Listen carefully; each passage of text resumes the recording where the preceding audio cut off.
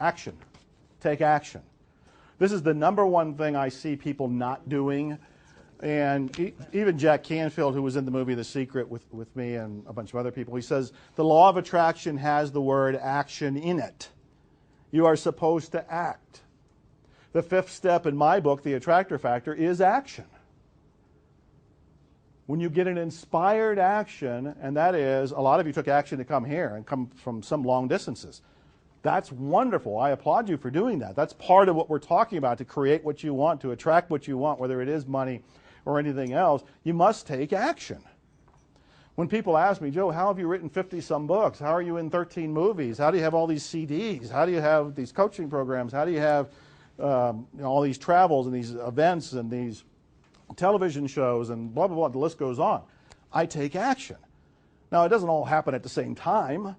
You know, when you keep doing this, 30 years later, you look back and go, oh, I wrote 50 books. I came out with so many music CDs. You do one thing at a time. Right now, I am here with you.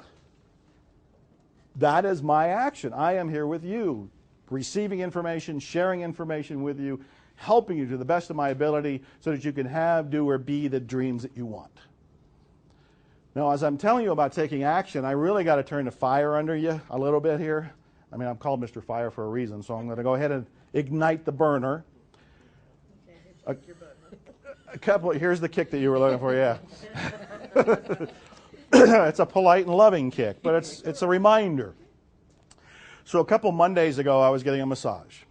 And the woman who gives me a massage, we talk for a little bit, but usually I zone out and then I'm gone. And she said that she wouldn't be able to give me a massage the next week because she was going to be out of town. And I said, that's cool. What are you going for? Well, a friend of hers, who's not even a really close friend, but a friend of hers, was given 3 months to live. And I said, what? And she said, yeah, the woman was having dizzy spells and so forth. She went and had some tests done, and they found out that she's got a brain tumor. And they said, it's large enough that you have 3 months to live. Well, the woman was confused and surprised, but she was also into natural things and green things. So she did the raw food. She did a bunch of things that were very natural. Well, all things I probably would have done as well. And she said, I feel great. And she went back, and the doctors and everything put her back in the MRI, and they said, look, what you're doing is wonderful, but your tumor is bigger. You have less than 3 months. And then I went into my massage, and I'm laying there, and I spent the next hour or so wondering, what would I do if I had 3 months to live? What would I do? And I couldn't come up with anything different than what I'm doing. So I'm apparently doing my love and I'm doing my passion. But my question to you is, can you all say the same thing? For most of us, there's things that we want to do that we keep putting off. And I'm saying, we don't know. I told you about going to see my mother. Her days are numbered. I don't know if she's got days or weeks or a few months. And of course, there could be a miracle. It could be much longer. But she's checking out. And so as her son and her firstborn, I'm feeling that. And I'm looking at her going, did she complete everything?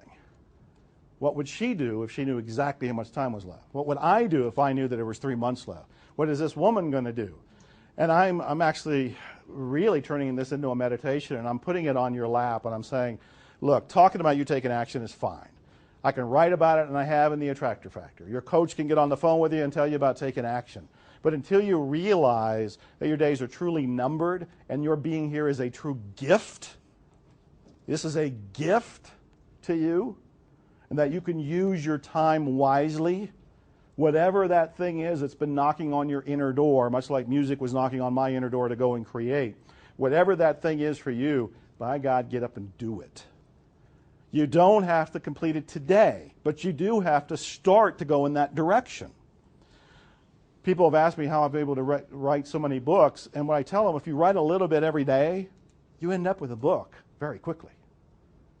If there's something that you're trying to create, but you've been putting it off or not putting full effort behind it, I'm strongly encouraging you to put your effort behind it. And again, the clearer you are, the faster you manifest. If you've had some doubts about things, like you don't think you're the right person or it's not the right time, it's time to question those and say they're beliefs. They are not facts. You are the right person. This is the right time. There is nobody else to do this. I have lost friends, and I look back and I go, I don't see a replacement. It's the old It's a Wonderful Life movie with Jimmy Stewart, when they say that when the person leaves, they leave this big gaping hole. Don't assume that somebody's just going to pick up the fire and go and do the project that you really want to do. Whatever it is that you're being called to do, you are being called to do it. There are so many stories of so many people have either come to this country with nothing or in one shape or form, even with me being homeless at some point in poverty. That's not unusual. There are people who have had things to overcome, but they overcame them by taking action, by getting clear, by getting support, by getting a coach, by doing all the different things we're talking about.